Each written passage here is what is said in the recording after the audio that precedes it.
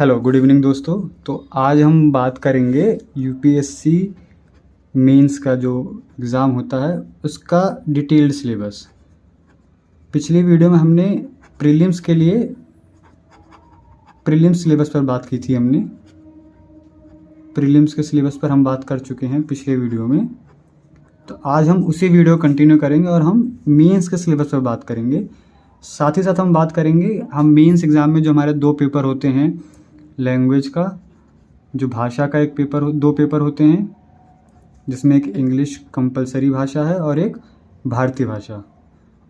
उस पर बात करेंगे कि कौन कौन सी भाषाएं हम चूज़ कर सकते हैं, रख सकते हैं अपने लिए, और कौन सा हमारे ऑप्शनल सब्जेक्ट हैं, कौन सा हमारा ऑप्शनल सब्जेक्ट है, कौन कौन से हमारे ऑप्शनल सब्जेक्ट है जो हम एग्ज़ाम में ले सकते हैं। आज हम बेसिकली इस वीडियो में इसी एक टॉपिक पर बात करेंगे, यूपीएससी सिलेबस मेन सिलेबस पर, और उसके बाद कौन सी हम भारतीय भाषा हम अपने एग्ज़ाम में ले सकते हैं और कौन कौन से सब्जेक्ट हमारे पास अवेलेबल है ऑप्शनल सब्जेक्ट के लिए। ऑप्शनल सब्जेक्ट का जो एग्ज़ाम है वो 500 नंबर का होता है, 250 नंबर का एक पेपर होता है और टोटल 2 एग्ज़ाम होते हैं एक दिन में। तो इसीलिए जब भी ऑप्शनल सब्जेक्ट चूज़ करें तो बहुत समझदारी के साथ और बहुत ध्यान से, क्योंकि ये आपका रैंक तय करता है 500 नंबर के साथ। जो भारतीय भाषा का है उसमें वो सिर्फ क्वालिफाइंग है, आपको सिर्फ पास करना होता है 25% मार्क्स के साथ, लेकिन वो भी कंपलसरी है, क्योंकि अगर आप उससे क्वालिफाई नहीं करेंगे तो आप फेल हैं, मेंस एग्ज़ाम क्लियर नहीं कर पाएंगे। तो आज हमारा जो मेन फोकस रहेगा यूपीएससी का सिलेबस और लैंग्वेज सब्जेक्ट के लिए। तो वीडियो आगे बढ़ाने से पहले एक बार मैं आपको थोड़ा सा ओवरव्यू दे देता हूँ कि जो प्रीलिम्स का एग्ज़ाम है, जो प्रारंभिक परीक्षा होती है, उसका जो सिलेबस है उसका मैं आपको एक बेसिक सा ओवरव्यू दे देता हूँ। पिछली वीडियो मैंने बताया हुआ है, अगर आप देखना चाहें तो आप वो वीडियो भी देख सकते हैं। बाकी मैं यहाँ पर आपको सिर्फ एक ओवरव्यू दे रहा हूँ। GS 1 का जो एग्ज़ाम होता है उसमें आपका हिस्ट्री, इतिहास, भूगोल, आपका अर्थशास्त्र और आपका पॉलिटी यानी कि राज व्यवस्था, ये एक ब्रॉड टॉपिक है। ये टॉपिक्स रहते हैं। उसके बाद आपका साइंस एंड टेक का आपका टॉपिक रहता है, आपका इंटरनेशनल रिलेशन रहता है, आर्ट एंड कल्चर का भी आपका टॉपिक रहता है, कुछ क्वेश्चंस उससे भी आते हैं। तो ये टॉपिक्स रहते हैं। टोटल 100 क्वेश्चंस होते हैं GS 1 में, 200 नंबर का पेपर और 100 क्वेश्चंस होते हैं। तो जो एक ब्रॉड टॉपिक है वो ये रहता है। इतिहास में आपको प्राचीन, मध्यकालीन और उसके बाद आपको आधुनिक भारत का इतिहास। भूगोल में आपको विश्व का इतिहास, विश्व भूगोल और उसके बाद भारत का भूगोल पढ़ना है। अर्थशास्त्र और राज्यव्यवस्था में आपको प्रीलिम्स के लिए सिर्फ इंडियन पर्सपेक्टिव से, आपको भारतीय पॉइंट ऑफ व्यू से ही आपको पढ़ना है। आर्ट एंड कल्चर के जो क्वेश्चंस आते हैं, अगर आप देखेंगे एक बार उनको, तो ज़्यादातर जो रहते हैं वो या तो वो प्राचीन भारत से हैं या फिर मध्यकालीन भारत से, वो मिलजुल खाते पेपर क्वेश्चंस होते हैं, प्रश्न। तो आप उनको एक बार तैयार कर सकते हैं। फिर जो GS 2 का पेपर होता है वो CSET का पेपर होता है। तो ये सिर्फ एक क्वालिफाइंग एग्ज़ाम है। तो इसे आपको सिर्फ क्वालिफाई करना होता है 33% मार्क्स के साथ, यानी कि 200 में से सिर्फ 66 नंबर लाने कंपलसरी हैं, और मेरिट आपकी इसके GS 1 के मार्क्स के बेसिस पर बनती है। तो अब हम आगे बात करते हैं मेंस के सिलेबस पर, मेंस का एग्ज़ाम का पैटर्न और उसके सिलेबस पर बात करते हैं। तो अब हम बात कर रहे हैं जो मेंस का एग्ज़ाम है, मुख्य परीक्षा जो है, उसका जो सिलेबस है। ठीक है, ये सिलेबस आपको यूपीएससी के ऑफिशियल वेबसाइट पर भी मिल जाएगा, बट अभी हम यहाँ पर थोड़ा डिटेल में बात करेंगे टॉपिक वाइज, ताकि जब भी आप प्रिपरेशन तैयारी स्टार्ट करें, अपनी पढ़ाई स्टार्ट करें यूपीएससी एग्ज़ाम को लेकर, तो आपको एक आइडिया रहे कि आपको क्या क्या पॉइंट्स, क्या क्या टॉपिक्स आपको एक अच्छी समझ रहे, ताकि आप उनको उसके हिसाब से अपनी तैयारी कंटिन्यू कर सकें। आप जब यूपीएससी की वेबसाइट पर, ऑफिशियल वेबसाइट पर जाएंगे तो वहाँ पर आपको पूरा सिलेबस मिल जाएगा, GS 1 से लेकर GS 4 तक का, और आपको ऑप्शनल सब्जेक्ट का भी सिलेबस मिल जाएगा, आपको भाषाएं भी मिल जाएंगी, कौन कौन सी आप रख सकते हैं अपने एग्ज़ाम के लिए, प्रीलिम्स का भी मिल जाएगा। लेकिन उस सिलेबस की जो सबसे बड़ा एक ड्रॉबैक है, जो सबसे बड़ी कमी है, खामी, वो ये है कि आप जो चेक करेंगे तो वहाँ लिखा हुआ है सामान्य अध्ययन की, यानी कि GS 1 का जो सिलेबस है वहाँ पर उन्होंने सिर्फ इतना ही मेंशन किया हो, यानी कि भारतीय विरासत और संस्कृति, विश्व का इतिहास एवं भूगोल और समाज, बस यही एक चीज़ वहाँ पे मेंशन है। अब अगर आप देखेंगे तो ये सिर्फ एक लाइन में उन्होंने सिलेबस ख़त्म कर दिया, लेकिन अगर आप इनको आप टॉपिक वाइज देखेंगे तो ये बहुत बड़ा सिलेबस हो जाता है। तो जब भी आप अपनी तैयारी स्टार्ट करें तो एक बार इस सिलेबस को देखने के साथ साथ आप कोशिश ये कीजिए कि आपको हर एक सब्जेक्ट का, हर एक टॉपिक का एक बेसिक सा माइक्रो टॉपिक भी आपको पता रहे, छोटे-छोटे टॉपिक भी आपको पता रहे, ताकि जब भी आप पहली बार अपनी कोई भी बुक उठाकर, कोई भी किताब उठाकर कोई भी सब्जेक्ट आप पढ़ें, तो कोई एक टॉपिक आपसे छूटे ना। आप एक-एक टॉपिक को एक-एक करके वन बाय वन एक साथ एक जोड़कर उनको पढ़ सकें। जब आप एक-एक टॉपिक जोड़कर पढ़ेंगे तो आपकी समझ सब्जेक्ट को लेकर, उस विषय को लेकर अच्छी बनती चली जाएगी। तो अभी इसके बारे में आगे डिटेल में बात करेंगे। अभी मैं आपको जस्ट एक ओवरव्यू दे रहा हूँ जो आपको यूपीएससी के सिलेबस पर भी मिल जाएगा, वेबसाइट पर मिल जाएगा।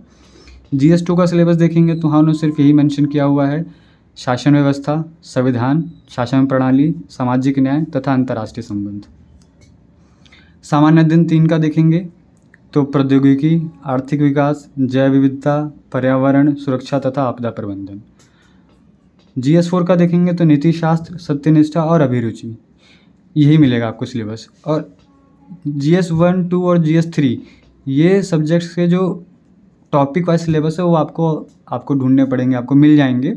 लेकिन जीएस4 का जो टॉपिक है, जो सब्जेक्ट है, इसके जो टॉपिक वाइज आप सिलेबस ढूंढेंगे तो वो बहुत मुश्किल से मिलता है, क्योंकि ये जो पेपर है जीएस4 और जीएस1, 2, 3 और 4, इन चारों पेपर में जीएस4 का जो एग्ज़ाम होता है वो सबसे टफ़ माना जाता है, क्योंकि इसमें जो भी आपको प्रश्न आएंगे आप उनको जिस तरह से चेक करेंगे तो वहाँ बस यही चेक होगा कि आपको किसी भी कंडीशन में, किसी भी केस स्टडी में आप खुद को एक आईएएस ऑफिसर, एक आईपीएस ऑफिसर की तरह खुद को कैसे रख कर सोच पाते हैं।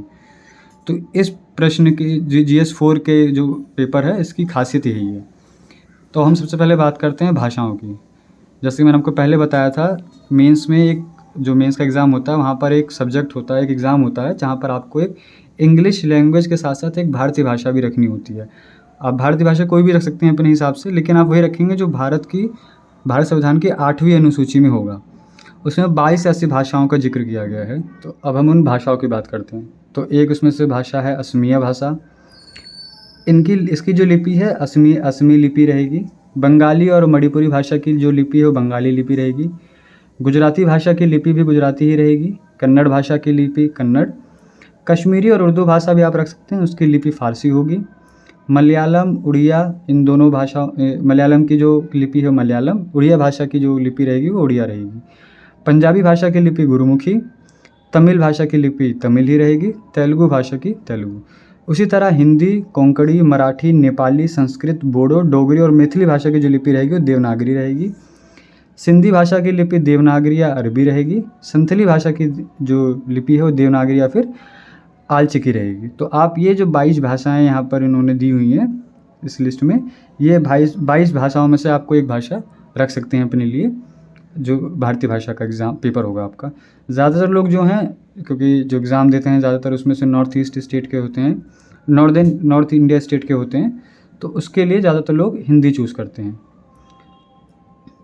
अब अगली हम बात करते हैं, तो अभी हम एक बात आपको बता देता हूँ कि वो कुछ राज्य के लोग हैं जिनको ये भारतीय भाषा का एग्ज़ाम देने से छूट मिली है। वो राज्य कौन कौन से? एक है आपका अरुणाचल प्रदेश, एक है आपका मणिपुर, एक है आपका मेघालय, एक मिज़ोरम, एक नागालैंड और एक आपका सिक्किम।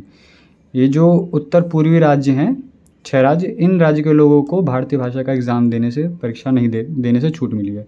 इनको सिर्फ इंग्लिश का ही एग्ज़ाम देना, उसके बाद फिर अपने जीएस और एसए के पेपर और ऑप्शनल। बाकी सभी भारतीय राज्यों के लोगों को भारतीय भाषा का भी पेपर देना है और इंग्लिश का भी एग्ज़ाम देना है। अब हम अगली बात करते हैं उन सब्जेक्ट्स पर, उन वैकल्पिक विषयों पर जिसे आप अपने ऑप्शनल में चूज़ कर सकते हैं और अपना एग्ज़ाम दे सकते हैं। तो ये सोची है उन सब्जेक्ट्स की जिसे आप अपने वैकल्पिक विषय या फिर ऑप्शनल में आप रख सकते हैं। और जब भी आप अपना वैकल्पिक विषय रखें, अपने लिए चूज़ करें, तो बहुत समय देकर एक जिसमें आपकी समझ अच्छी हो, जो आपको पसंद हो वही करें, क्योंकि ये 500 नंबर का पेपर होता है। 2 पेपर होते हैं 250 नंबर के। तो ये बहुत ज़रूरी है कि आप वही सब्जेक्ट रखें अपने लिए, वही विषय रखें जिस पर आपकी समझ अच्छी हो, जो आपको पढ़ने में रुचि देता हो। मैं कुछ सब्जेक्ट्स की बात करता हूँ। जैसे एक हो गया आपका कृषि विज्ञान, पशुपालन एवं पशु चिकित्सा विज्ञान, नरविज्ञान, वनस्पति विज्ञान, रसायन विज्ञान, सिविल इंजीनियरिंग, वाणिज्य शास्त्र या फिर लेखा विधि, अर्थशास्त्र, विद्युत इंजीनियरिंग, भूगोल, भूविज्ञान, इतिहास, विधि, प्रबंधन, गणित, यांत्रिक इंजीनियरिंग, चिकित्सा विज्ञान, दर्शन शास्त्र, भौतिकी, राजनीति विज्ञान तथा अंतर्राष्ट्रीय संबंध, मनोविज्ञान, लोक प्रशासन, समाजशास्त्र, सांख्यिकी, प्राणी विज्ञान। उसके साथ साथ अंग्रेजी का भी साहित्य या फिर किसी भी भारतीय भाषा का साहित्य आप अपने ऑप्शनल के लिए रख सकते हैं।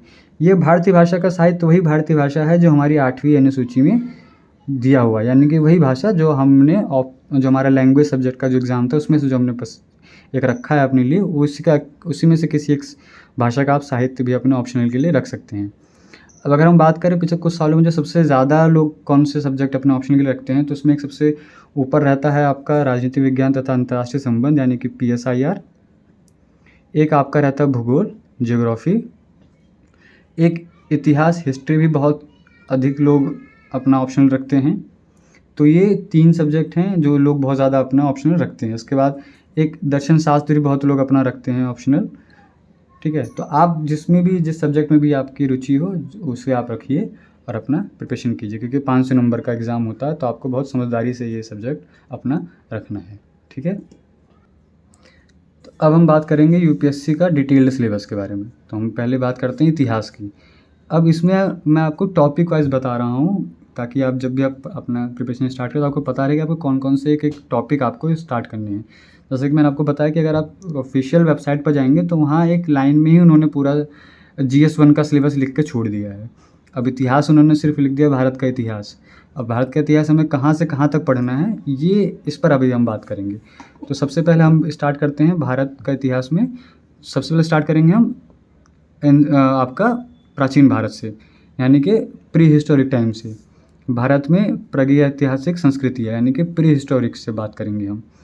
फिर उसके बाद सिंधु घाटी सभ्यता, फिर वैदिक समाज, फिर मौर्य काल, जैन एवं बौद्ध धर्म का विकास, गुप्त काल और संगम काल। ये आपका जो रहेगा ये आपका होता है प्राचीन भारत का इतिहास। इसके बाद हम आते हैं अब मध्यकालीन भारत का इतिहास। 750 से लेकर 1200 ईस्वी तक प्रमुख साम्राज्य, भारत में कौन कौन से प्रमुख राजा थे, उनका साम्राज्य क्या था उसके बारे में। फिर चोला और अन्य दक्षिण भारतीय साम्राज्य, दिल्ली सल्तनत, विजयनगर साम्राज्य, बाबर का आक्रमण। ये एक बहुत ज़रूरी है। आप जब बाबर का आक्रमण वो घटना थी जहाँ से मुग़ल काल की या फिर मुग़ल शासन की शुरुआत हुई है इंडिया में, भारत में। इसके बाद अफ़गान, राजपूत और मुग़ल, ये 3 आपस में इनका किस तरह से एक दूसरे के साथ इनका लड़ाई रहा है, किस तरह से एक दूसरे साथ इनके युद्ध हुए हैं उसके बारे में। फिर मुग़ल साम्राज्य, मराठा साम्राज्य, मुग़ल एवं दक्कन, भारत में यूरोपियन का आगमन। अब मुग़ल एवं दक्कन तक आपका मध्यकालीन भारत का इतिहास है। ये कुछ टॉपिक्स हैं, आप इसी टॉपिक से आपको मध्यकालीन भारत का इतिहास आप लगभग आपका पूरा हो जाएगा। इसके बाद भारत में यूरोपियन का आगमन, ये वो समय था जिसको हम मानते हैं आधुनिक भारत के इतिहास की शुरुआत हुई है। उसके बाद 1857 का विद्रोह, प्रारंभिक राष्ट्रवाद, स्वराज्य के लिए संघर्ष, विभिन्न आंदोलन। अब भारत में कितने तरह के आंदोलन हुए हैं उस पर भी एक आपकी समझ होनी चाहिए, क्योंकि आधुनिक भारत से बहुत से प्रश्न जो हैं प्रीलिम्स एग्ज़ाम में और मेंस एग्ज़ाम में पूछे जाते हैं। फिर विभिन्न कानून, ब्रिटिश जो ब्रिटिश काल था उसमें कौन कौन से अलग अलग कानून वो लाए हमारे लिए, उस पर भी एक समझ होनी चाहिए। गवर्नर, जो भी विभिन्न गवर्नर थे वो और उनके द्वारा लाए गए विभिन्न कानून और उनके किस गवर्नर के राज्य में कौन से आंदोलन हुए हैं। उसके बाद आज़ादी के बाद राज्यों का पुनर्गठन। आज़ादी के बाद भारत पर भाषा और जाति का क्या असर रहा है, इस पर भी आपको एक समझ होनी चाहिए। तो ये कुछ टॉपिक्स हैं जिससे आप अपना अगर डिटेल पढ़ेंगे तो आपको एक UPSC का एक इतिहास का जो सिलेबस है उस पर आपकी एक अच्छी समझ हो जाएगी। आप जब भी इतिहास पढ़ें तो उससे आप कोशिश कीजिए कि 3 अलग अलग केंद्र बिंदु पे पढ़ें। 3 अलग अलग केंद्र बिंदु होने चाहिए। जब भी कोई चीज़ बदलती है, फिर चाहे वो राजा बदला हो, कभी कोई सल्तनत बदली हो, कोई एक पुराना राजा गया फिर नया राजा आया हो, तो वो कोई ना कोई बदलाव लाते हैं। तो 3 केंद्र बिंदु पर अगर आप अपनी इतिहास की पढ़ाई या इतिहास का सिलेबस आप रखेंगे तो आपको सिलेबस कंप्लीट करने में ज़्यादा ईजी रहेगा। पहला केंद्र बिंदु होना चाहिए आपका कि जब भी कोई राजा बदला है तो उसके समय में क्या क्या राजनीतिक बदलाव हुए हैं, ये आपको देखना चाहिए। जैसे बाबर के बाद अगला जो राजा आया उसके बाद क्या राजनीतिक बदलाव हुए वो आपको पता होने चाहिए। दिल्ली सल्तनत के बाद जब मुग़ल साम्राज्य स्टार्ट हुआ तो क्या क्या राजनीतिक बदलाव हुए उन दोनों समय में। फिर दूसरा जो केंद्र बिंदु होना चाहिए वो आपका होना चाहिए धार्मिक, क्या धार्मिक बदलाव हुए हैं। तीसरा केंद्र बिंदु आपका होना चाहिए क्या सामाजिक बदलाव हुए हैं। अगर आप देखेंगे तो दिल्ली सल्तनत के बाद मुग़ल साम्राज्य में और जब ब्रिटिश आए तो उन सभी के समय में इन तीनों बहुत बदलाव हुए हैं। राजनीतिक बदलाव भी बहुत हुआ है, धार्मिक बदलाव और सामाजिक बदलाव बहुत हुआ है। तो आप जब भी अपने इतिहास का सिलेबस आप कंप्लीट करें, जब भी इतिहास पढ़ें, आप कोई भी किताब पढ़ें, कोई भी पुस्तक आप पढ़ें, किसी भी राइटर की पढ़ें, तो आप इस 3 केंद्र बिंदु पर पढ़ें ताकि आपकी समझ सब्जेक्ट को लेकर एक अच्छी रहे और आपको एक दूसरे के टॉपिक आप अगर जब इसी तरह पढ़ेंगे तो आप उनको एक दूसरे से रिलेट कर पाएंगे और आप अच्छे से आंसर अपना मेंस एग्ज़ाम में लिख पाएंगे। अब हम बात करते हैं आर्ट एंड कल्चर के सिलेबस पर। तो आर्ट एंड कल्चर से ही बहुत क्वेश्चंस आते हैं प्रीलिम्स में भी और मेंस के एग्ज़ाम में भी। तो पहला आपका मूर्तिकला, फिर वास्तुकला, इसमें आपको प्राचीन भारत का वास्तुकला, मुग़ल भारत का वास्तुकला, मुग़ल साम्राज्य का और आधुनिक भारत का वास्तुकला, चित्रकारी और जो कई तरह के मिट्टी के बर्तन। जैसे आप देखेंगे मिट्टी के बर्तन मैंने इसलिए लिखा है क्योंकि प्राचीन भारत में बहुत तरह के मिट्टी के बर्तन पाए गए हैं। फिर संगीत, कितने तरह के संगीत भारत में हैं। फिर नृत्य, रंगमंच थिएटर, कठपुतली, सिनेमा, भक्ति एवं सूफी आंदोलन, ये बहुत इम्पोर्टेंट हो जाता है भारतीय संस्कृति के इतिहास के लिहाज से। फिर धर्म, भाषा और साहित्य और हस्तशिल्प। अगर मैं इस पूरे टॉपिक से किन्हीं 4 को बताना चाहूँ जो बहुत ज़रूरी हैं, तो एक आपका वास्तुकला, एक मूर्तिकला, एक आपका भक्ति एवं सूफी आंदोलन और भाषा, धर्म और साहित्य। ये 4 वो टॉपिक हैं जो यूपीएससी के सिलेबस के हिसाब से बहुत ज़्यादा इम्पॉर्टेंट हो जाते हैं, ये 4 टॉपिक। अब हम बात करेंगे भूगोल के सिलेबस के लिए। तो सबसे पहले जो टॉपिक है वो पृथ्वी की उत्पत्ति और विकास, पृथ्वी की भू आकृति और उनका विकास, पृथ्वी।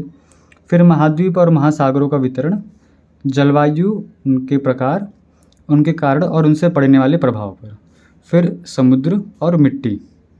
ये जो टॉपिक्स हैं ये आपका भारत और विश्व के भूगोल से हैं, तो इसमें आपको सिर्फ भारत के लिए नहीं पढ़ना है, आपको विश्व के लिए भी पढ़ना है।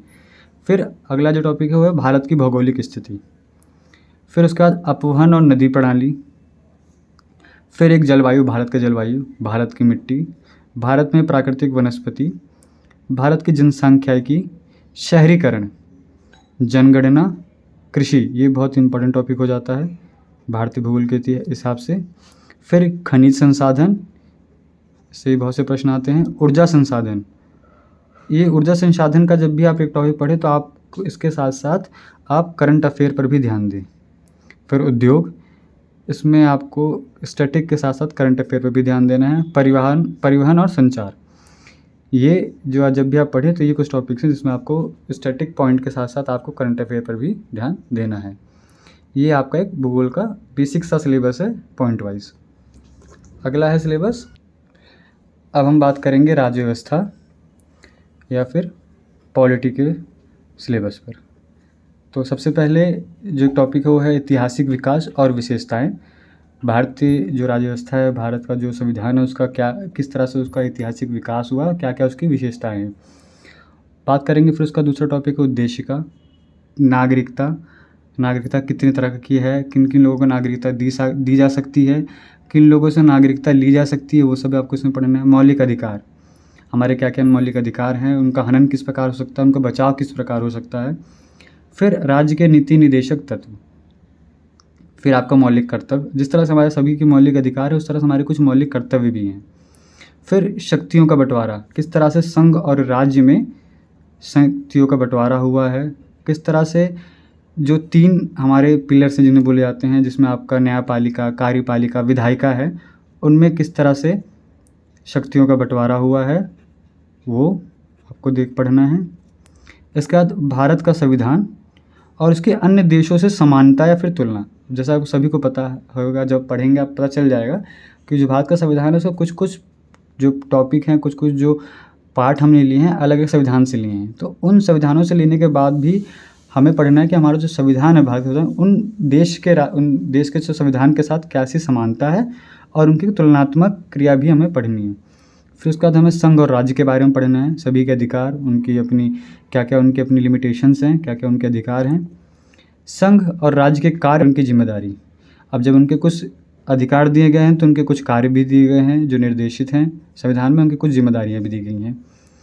फिर संघ के ढांचे से जुड़ी चुनौती, उस पे क्या-क्या मुद्दे हैं और क्या-क्या लाभ हैं। फिर राष्ट्रपति का शासन कैसे होता है, राष्ट्रपति का चुनाव कैसे होता है, उसको किस तरह से हटाया जा सकता है। उपराष्ट्रपति, प्रधानमंत्री, मंत्रिपरिषद और संसद। इसके बाद हमें पढ़ना है न्यायपालिका के बारे में, राज्य विधायिका के बारे में, संवैधानिक और गैर संवैधानिक निकाय या फिर संस्थाओं के बारे में, वैधानिक, नियामक और विभिन्न अर्धन्यायिक निकाय या फिर जो संस्थाएं हैं। अगला जो टॉपिक है वो है विभिन्न संवैधानिक पदों पर नियुक्ति, शक्ति और उनकी जिम्मेदारियां। यानी कि जो भी हमारे संवैधानिक पद हैं, जैसे कि प्रधानमंत्री हो गया, उपराष्ट्रपति हो गया, या फिर जो भी संवैधानिक संस्थाएं हैं, उनके मुख्य पदों पर नियुक्ति किस तरह हो सकती है, उनकी क्या क्या शक्तियाँ होती हैं और उनकी क्या क्या जिम्मेदारियाँ होती हैं। जैसे अगर आप देखेंगे तो चुनाव आयोग एक संवैधानिक संस्था है, यूपीएससी खुद एक संवैधानिक संस्था है, तो उनके मुख्य पदों पर जो चुनाव किस तरह हो सकते हैं, नियुक्ति किस तरह हो सकती है, उनकी क्या क्या शक्ति हैं और उनकी क्या क्या जिम्मेदारियाँ हैं। उसी तरह से चुनाव, भारत में चुनाव का एक बहुत महत्व रोल रहता है। राजनीतिक दल, क्षेत्रीय राजनीतिक दल, राष्ट्रीय राजनीतिक दल। इसके बाद कमज़ोर वर्ग यानी कि जिन लोगों को अभी भी जो मेन स्ट्रीम में नहीं आए हैं, जैसे आपका हम SC ST हो गए, गरीब हो गए, उनके लिए क्या क्या कानून हैं, उनके लिए क्या क्या चुनौतियाँ हैं, समाधान और मुद्दे। अब अगर आप पढ़ेंगे तो आप देखेंगे कि सरकार ने हर किसी के लिए एक कमीशन बना रखा है। जैसे SC कमीशन बना रखा है, ST कमीशन बना रखा है, OBC कमीशन बना रखा है, माइनॉरिटी या फिर अल्पसंख्यक कमीशन बना रखा है, या फिर आपका देखेंगे तो आप महिला आयोग बना रखा है, वुमेन कमीशन। तो उसके बारे में आपको एक नॉलेज, एक बेसिक आपको आइडिया होना चाहिए। उसका बाद स्थानीय सरकार अगर आप देखेंगे तो ये बहुत ज़रूरी हो जाता है कि अगर आप इसको देख रहे हैं एक ग्रामीण क्षेत्रों से जोड़कर। फिर आपका पंचायती राज, फिर इन सभी के साथ आपको एक जो करंट अफेयर रिलेटेड टॉपिक रहता है वो रहता है समावेशी विकास।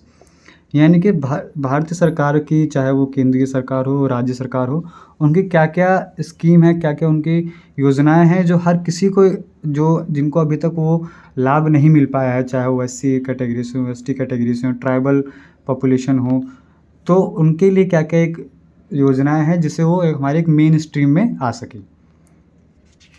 अब हम बात करेंगे अर्थशास्त्र या फिर इकोनॉमिक्स के जो बेसिक टॉपिक्स हैं उस पर। इसमें सबसे पहले आपको भारतीय अर्थव्यवस्था, इतिहास, क्या जुड़े मुद्दे हैं, क्या चुनौतियां हैं और क्या क्या समाधान हो सकते हैं। इसमें आपको किताबों के साथ साथ करंट अफेयर के में भी एक समझ रखनी होगी, एक करंट अफेयर भी आपको पढ़ना होगा।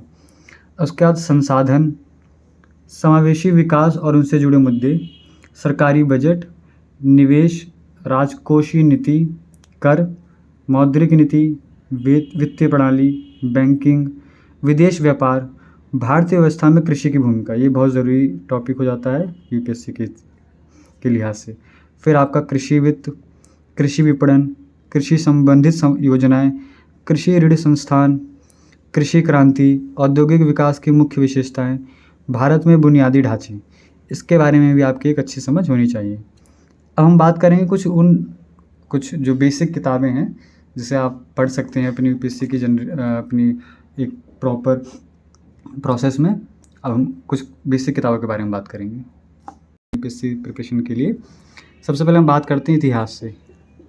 अब क्योंकि इतिहास में 3 टॉपिक आते हैं, 3 ब्रॉड रेंज आते हैं। पहला आपका रहता है प्राचीन भारत का इतिहास, फिर एक होता है आपका मध्यकालीन भारत का इतिहास, और एक होता है आपका आधुनिक भारत का इतिहास। तो प्राचीन भारत के इतिहास के लिए आप RS शर्मा की किताब पढ़ सकते हैं, बहुत अच्छे से बताया गया, समझाया गया डिटेल्ड में। मध्यकालीन भारत के लिए आप विपिन चंद्र की किताब पढ़ सकते हैं। आधुनिक भारत के लिए आप राजीव अहीर की स्पेक्ट्रम, ये किताब आप पढ़ सकते हैं।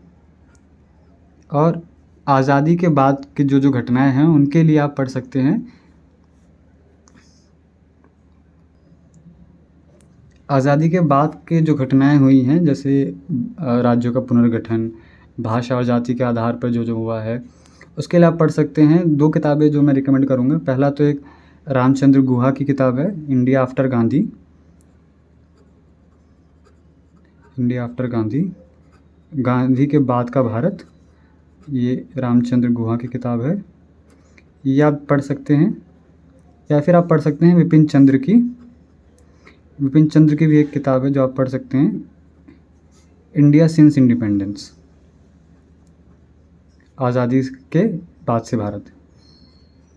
ये 2 किताबें आप पढ़ सकते हैं। इसमें बहुत अच्छे से बताया गया है कि आज़ादी के बाद भारत में क्या क्या बदलाव हुए हैं। ये जो सारी किताबें हैं ये आपको हिंदी और इंग्लिश दोनों में मिल जाएगी। आपका जो भी एग्ज़ाम का लैंग्वेज आपने चूज़ किया है, चाहे आप हिंदी चूज़ करें, आप इंग्लिश चूज़ करें, आप उसी हिसाब से अपनी किताबें ले सकते हैं। ये दोनों ही भाषा में उपलब्ध हैं। उसके बाद हम बात करते हैं अब अर्थव्यवस्था पर, यानी कि आपका इकोनॉमिक्स। इकोनॉमिक्स के लिए आपको सिर्फ एक किताब पढ़नी है, रमेश सिंह, और 11वीं और 12वीं का NCERT। फिर अगला आता है हमारा राजव्यवस्था या फिर पॉलिटी। इसके लिए आपको लक्ष्मीकांत और 11वीं और 12वीं क्लास की NCERT। फिर एक आता है भूगोल। भूगोल के लिए आप, अगर आप हिंदी माध्यम से हैं तो आप सविंदर सिंह की किताब रख सकते हैं पढ़ने के लिए, बहुत अच्छी किताब है। या फिर आप माजिद हुसैन की किताब पढ़ सकते हैं, या फिर आप GC लियोंग पढ़ सकते हैं। ये 3 किताबें आप भूगोल के लिए इस्तेमाल कर सकते हैं, जिसमें से जो अगर मैं रिकमेंड करूँगा तो सविंदर सिंह। इसके बाद आप योजना और कुरुक्षेत्र पढ़ सकते हैं। ये 2 मैगज़ीन हैं, मंथली मैगज़ीन है, मासिक हैं, हर महीने आती हैं। ये भारतीय सरकार द्वारा प्रकाशित होती हैं। तो इससे आपको भारतीय के जो सरकार के जो योजनाएं हैं उनका लाभ किस तरह आप ले सकते हैं, उनका लाभ किन किन लोगों को मिल रहा है, वो इसमें आपको मिल जाएगा। उसके बाद एक आता है वार्षिक पुस्तक आती है इंडिया की, भारत की, इंडिया ईयर बुक के नाम से। ये भी भारतीय सरकार ही प्रकाशित करती है। इसमें पूरे पिछले 1 साल का लेखा जोखा रहता है भारत सरकार का, कि उनकी क्या क्या योजनाएं हुई, कितने लोगों को लाभ मिला, क्या क्या उससे बदलाव हुए, वो सब इसमें रहता है। तो आप इसे भी पढ़ सकते हैं। तो आप UPSC के लिए कुछ ही बेसिक किताबें हैं जो आप स्टार्ट कर सकते हैं अपनी स्टार्टिंग पढ़ाई के साथ साथ, जब भी आप प्रिपरेशन स्टार्ट करें। उसके बाद करंट अफेयर के लिए कोई भी एक करंट अफेयर मैगज़ीन, अगर आप न्यूज़पेपर नहीं पढ़ना चाहते तो कोई भी एक करंट अफेयर मैगज़ीन आप फॉलो कर सकते हैं, पढ़ सकते हैं। दूसरा, या फिर आप न्यूज़पेपर पढ़ सकते हैं। जो जनरली लोग दोनों तरह के न्यूज़पेपर पढ़ते हैं। इंग्लिश के लिए या तो हिंदू, और उसके बाद इंडियन एक्सप्रेस, और हिंदी मीडियम के जो छात्र हैं वो पढ़ते हैं जनसत्ता। तो आप अपनी मीडियम के हिसाब से कोई भी एक न्यूज़पेपर रख सकते हैं, या फिर आप सिर्फ और सिर्फ कोई एक करंट अफेयर, आप मंथली करंट अफेयर आप यूज़ कर सकते हैं करंट अफेयर इवेंट्स के लिए। तो आज की इस वीडियो में बस इतना ही। आशा करता हूँ कि आपको सब कुछ समझ में आ गया। अगर आपको कोई चीज़ें जो भी आपको नहीं समझ में आई हैं तो आप मुझे कमेंट बॉक्स में कमेंट करके बता दीजिएगा। मैं कोशिश करूँगा कि अगली वीडियो में उसे भी बताऊँ आपको, और आपका वो क्लियर हो सके। अगली वीडियो हम बात करेंगे इतिहास का, पहले टॉपिक से, इतिहास के जो प्रमुख स्रोत हैं, वो स्रोत जहाँ से हमको इतिहास के बारे में कोई भी एक जानकारी मिली है। अगली वीडियो में हम इस पर बात करेंगे। तो अभी के लिए धन्यवाद।